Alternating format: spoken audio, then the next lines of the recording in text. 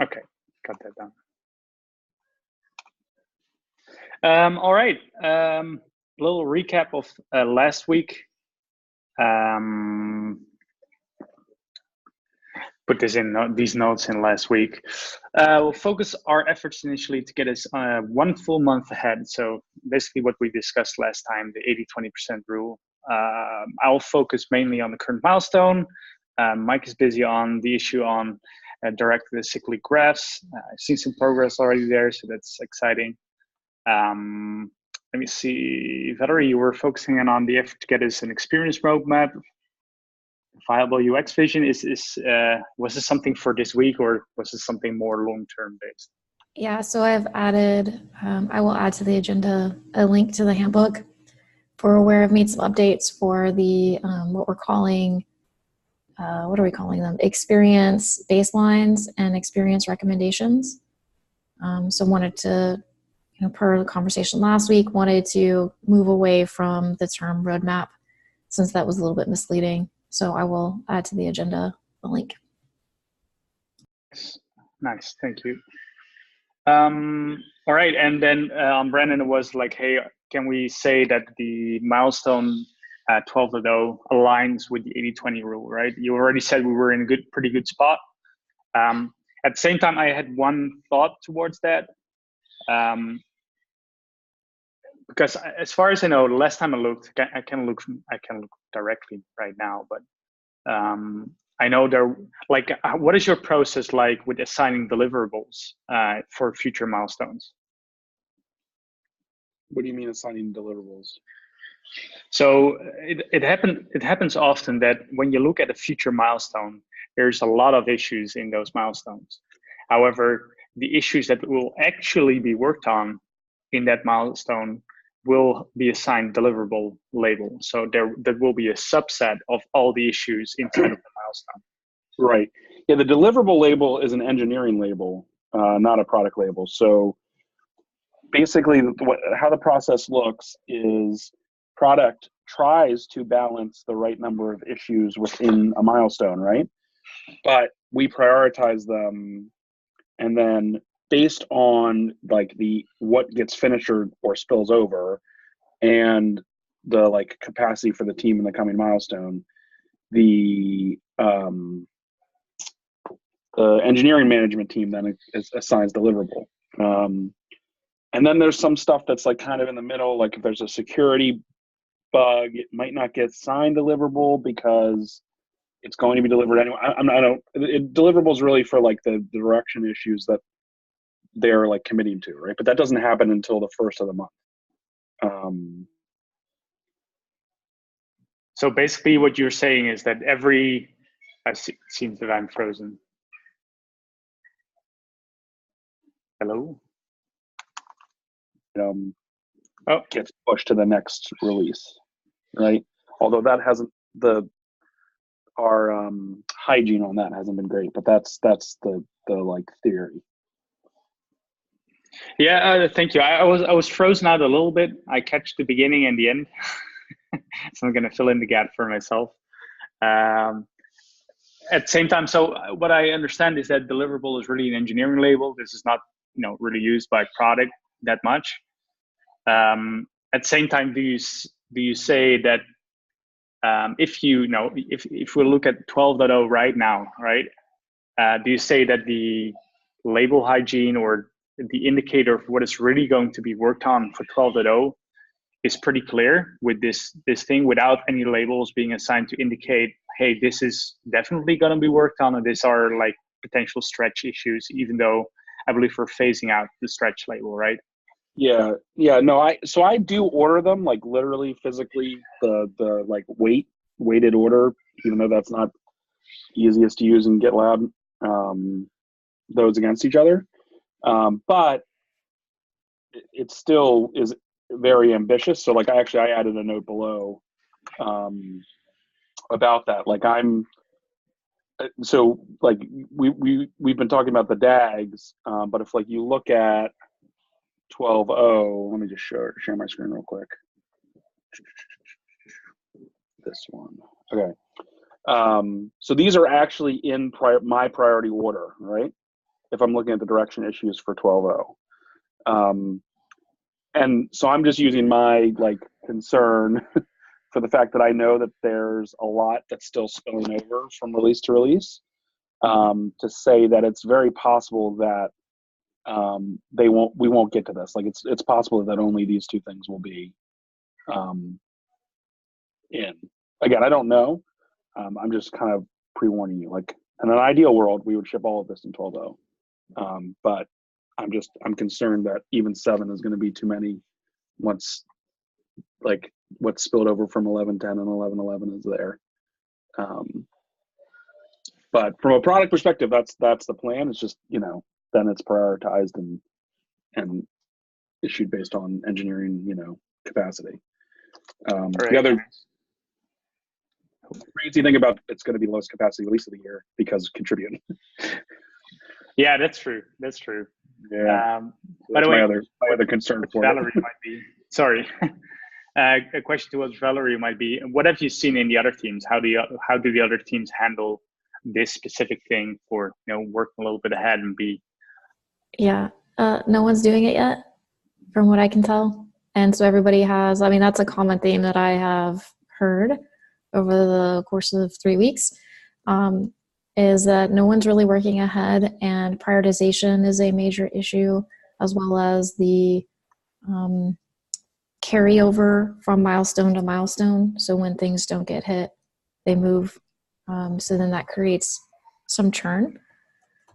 So good news is that we're very aware of the problems or the challenges that we have.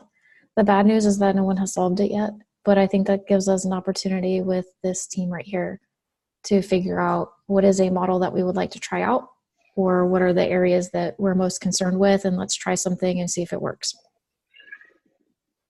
Yeah, nice. Sounds good. Let's see how we can get this done in that case. Mike, I put the following item in your name because we were talking about it in our meeting. Feel free to take it away. Sure. So yeah, just as I've been getting onboarded here and kind of going through the process, trying to learn the whole, CI/CD workflow. I had the thought that it basically comes down to these YAML files, right? Editing those, and in the spirit of getting the auto dev kind of thing and getting people onto that, it's a little daunting, right? If you haven't written these things before. So I had been thinking if we had some sort of editor kind of thing like that, that would be fantastic. And then lo and behold, you posted that one from Microsoft Azure in there. And I thought that was a great implementation of it. And so basically just wanted to bring that up that, kind of that rare that you get a UX guy who's getting to play the role of a user, getting to see something for the first time before he's really tainted. I just really feel like that would be a big win for us from a user experience standpoint for people like me that are trying to get into auto DevOps or get into DevOps, to have that little guided thing. What I've ultimately ended up doing is having documentation pages open in other tabs and copying a little sample code out of there. So even if it was just that simple where we could put those items in there. The other side to that though is, am I really the user, right? Are we going after, am I a target user, right? If you're in a larger corporation, really where we're more focused at, where I think a lot of more of our revenue comes from, they probably have a guy that writes these things. It's probably not a UX guy that's trying to figure this stuff out, right? So I guess that's the balance of yeah, I do think it is a big UX win, but how big of a segment do I really make up?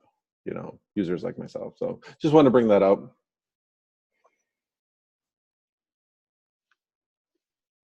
Yeah, do we have a clear understanding of who our users are and who we are targeting? Yeah, I think, sorry, my headphones were all, oh, now they're still yelling at me. Yeah, I think that we have the persona of a DevOps engineer. That's probably the number one persona. But I think that there's also, sorry, I'm trying to get to the personas thing too.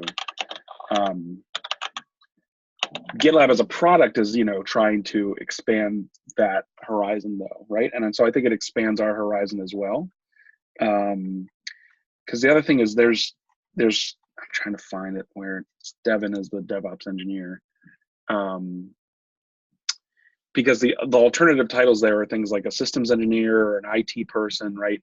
That person might have less experience in like pure CI than like a lead developer, right? And the thing that they want is like to get more developers on board, and so then that could then lead to, okay, well, it's not just CI experts that are the persona that we're going after.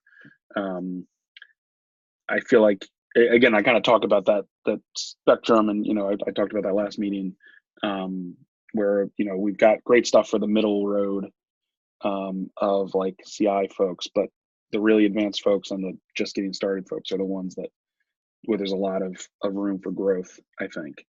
And I heard that too in the cab. I mentioned it in the last call. Not so much new to CI, but new to GitLab, right? Like these folks that have been using Jenkins, which is very point and clicky for years and years, to its detriment. I mean, the UI Jenkins is horrendous, but it's someone that's been very pointy clicky and doesn't think in terms of as code. There's still plenty of people out there that don't think of infrastructure as code or even the pipeline as code. And so I think there's definitely something to be learned from that, not necessarily just ignored because Mike's new and in UX, right? Like I think those are still good instincts to care about, I guess. Yeah, and I think it might be helpful for you, Mike, is take a look at the personas that we have and see if you identify with one of them or more of them, because if it's a likely use case for one or more of those personas that we have, then that kind of starts building a case for your idea. And then that takes away from it's Mike and he's new and he's a UX designer, right? Right. Yeah, and I think this goes a little bit to what Dimitri and I were talking about off of this was, is it might actually invent a new persona, right? Like kind of you're saying, it drags more people in. And how much do we want to focus on that thing? Like if I would never do DevOps because it was daunting. But if I had this little clicky thing that made it not daunting, now I would do DevOps, right? So how much do we want to try to capture market of, people that are on the fringe or stay core?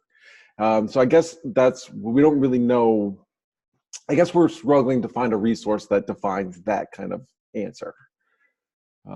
So that's kind of the second point out of this is I think we need maybe a clearer way to have a way to answer that question.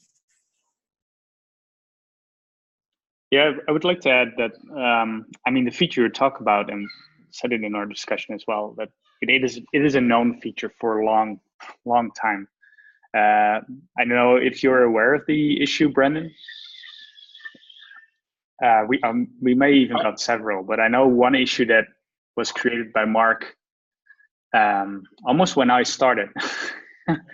It's been around for a long time, and we put in some effort back in a few in between. Never got really prioritized because it didn't have a good enough idea yet of how to actually get it done. But if we do the proper discovery for this becomes a potential feature in its own right. And I know discussing with you, Brandon, one of the earlier Verify UX PM meetings, even before the agenda, you said hey, I want to. Part of the vision for Verify is getting to the whole spectrum of users, right? We're mostly targeting intermediate users right now with our features, but we're missing either the experts or the beginning users. What is your idea to getting to those? Because that can add to that case as well, right? Hey, which features are we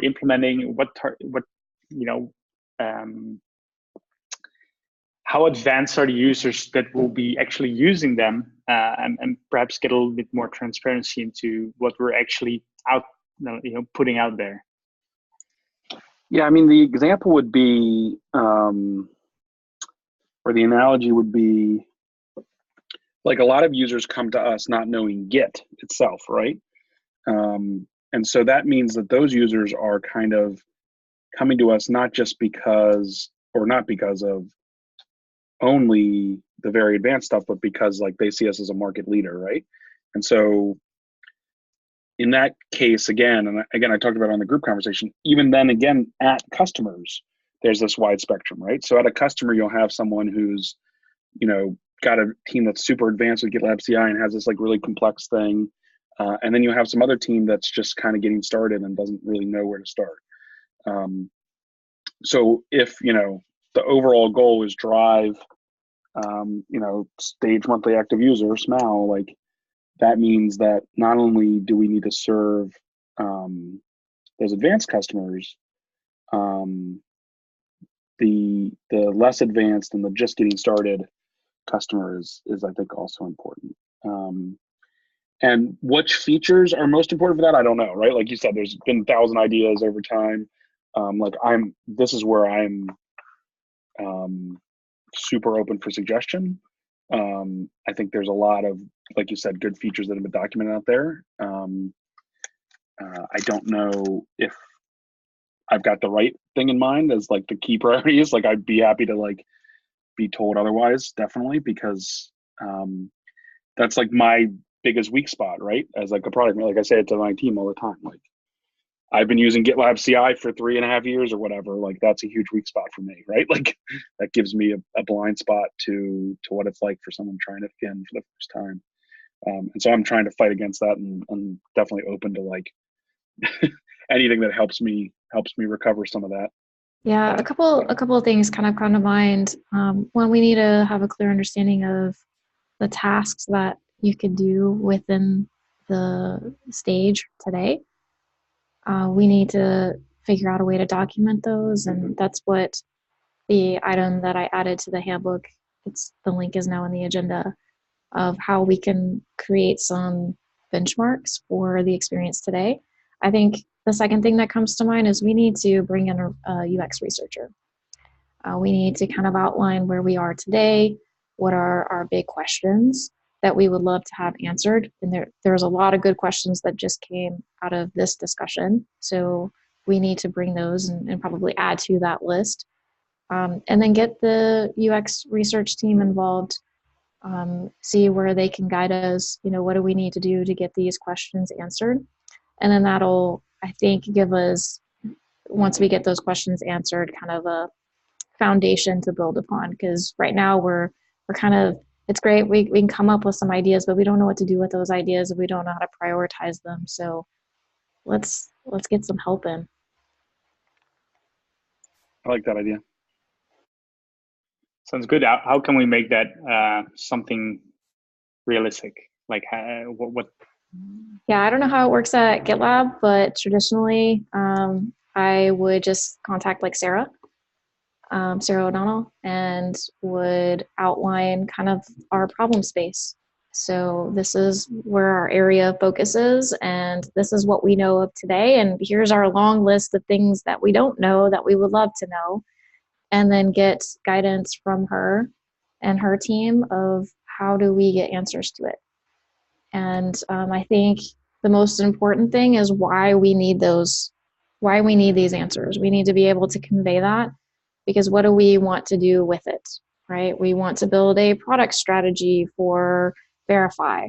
We want to be able to add features to Verify that are meaningful and useful to our users. We want to have a clear understanding of who our users are for this, and if there is, to Mike's point, an opportunity in the market to expand that user base for Verify.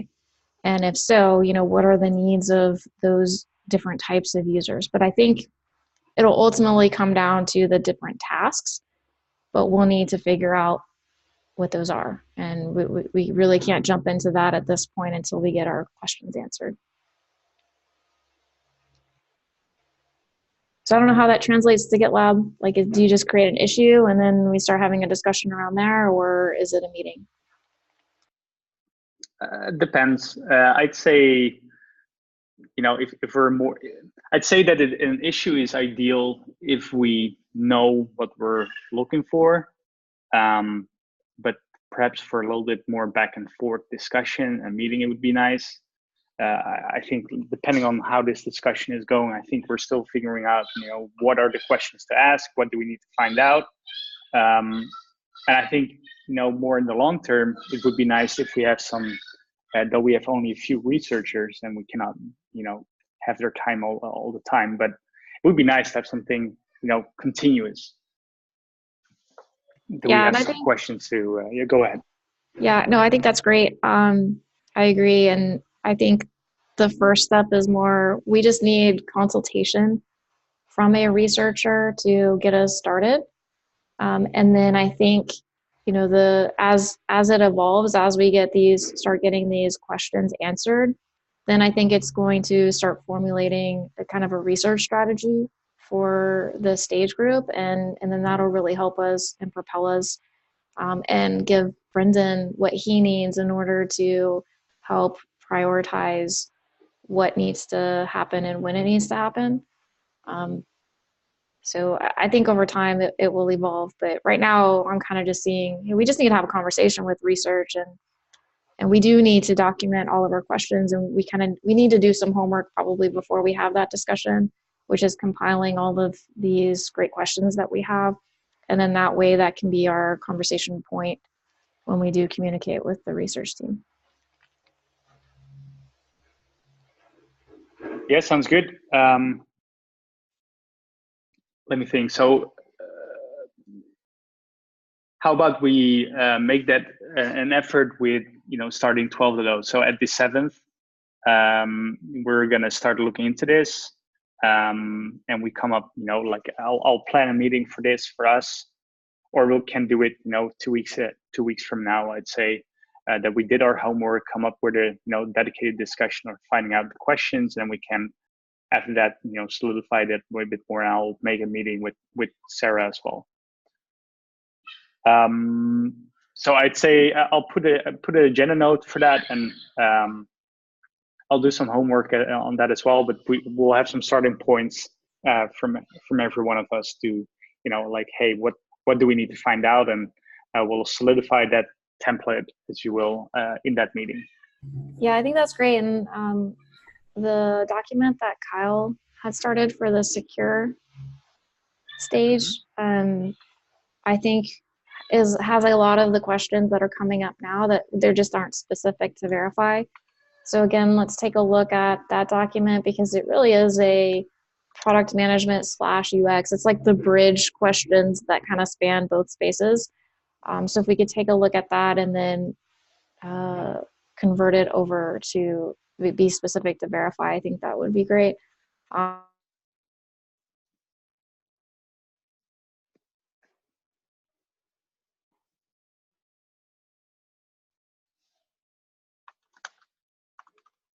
Okay, that we don't know it, because that is our list of things to go do next. So it actually makes it really easy when we're able to identify that. I missed out a little, but that sounds good. I'll set up a Google Doc actually for us to work on, that we can get all our input on the same place, while we're at the same time being able to do it asynchronously until we have that meeting on the 6th of May. So I'll put that in my agenda to work a little bit ahead for that. All right, we have about 5 more minutes left, or 6 more minutes. Let's quickly go through the next. I saw that you appointed this one. I want to make it a little bit of a habit, perhaps. Brendan, I saw this posted by you in the Verify chat on this item on CI templates being an important one. You want us to work ahead a little bit on it. Perhaps it's nice to have an intro and to have these things come up regularly through these meetings, to have a little bit more visibility on them, because ultimately we want to have this done before even a milestone begins. Can you tell us a little bit about your idea with this, and then we'll move on and we can work towards it. Yeah, so this is an idea that actually came out of discussions at Google Next with some of the product marketing folks, and then it was like amazingly reaffirmed yesterday or last week in the cab. So the concept is that templates, like we have this idea of templates, and it's really powerful. And it's like we build in a bunch of templates that are really awesome, and then also you can like bring your own if you like are a big company. But they're not quite as discoverable as one might think, just in my non-scientific user research of talking to people. And so my idea is to make them more discoverable, especially when a user is like so clearly trying to get a guided experience. Like we have this like set up CI/CD button in a new project, but when you click it, you just get like a blank, literally a blank screen, right? Whereas if you click new project in GitLab, you get like, here's some templates, or do you want to start with blank, or do you want to do something else, right? And so I even mocked it up a little bit, like really crappy Photoshop and 3 slides of InVision that I don't even know why they're in InVision, because it's just 3 slides that go together, but it's there. Like just a little guided way to like make templates kind of like first class, right? Like just like they are when adding a new project. And so that's what the like mock-up is based off of, just to kind of convey just to convey the idea. But in my mind, this is like completely just, I threw together an idea, and it's probably something that we want to think about a lot more than that. And like you said, because of these conversations, I've been, you know, my spidey sense went off when I was thinking about scheduling this, like, hey, it's something we should get on really quick. So anyway, I think my mic just changed again. Sorry. Sounds that way. Okay, but anyway, yeah, that's nice item. Sorry. All right, let's move on. I just wanted to ask, as I just set up this meeting for this time, is everybody all right with this time? It works for me, but if there's anybody who says like otherwise, we can move it. Okay, 3, 2, 1. Otherwise, we'll move on. On to you, Brandon, for the last point. So we talked about this a little. I noted above that Mike's focus is on this 47063, which is the DAG. I mean, I think that is a place that needs a lot of UX help. I just wanted to let you know that, like, using my spidey what is actually going to ship sense, that it's possible that this one, which is higher priority, will ship in 12.0 and the DAG won't. I was tempted to even move it today, but staying ambitious, I haven't moved it. But I'm thinking it and below the line might not ship in 12. That's not to say that the work isn't valuable, because it'll be the first thing, and it'll be the highest priority thing in 12.1 if this happens. But I just wanted you to know, like, it's not for my lack of trying for 80/20, but we could screw up 80/20 already. Hey, let's make this a positive and say, this is our first time we're going to work ahead of milestone. So this is good practice for us. Awesome, indeed. I like it. I like it. All right, then thank you so much for the time. Kept it within the 30 minutes, which is really nice. Yeah, thank you, and we'll continue next time. Thank you so much.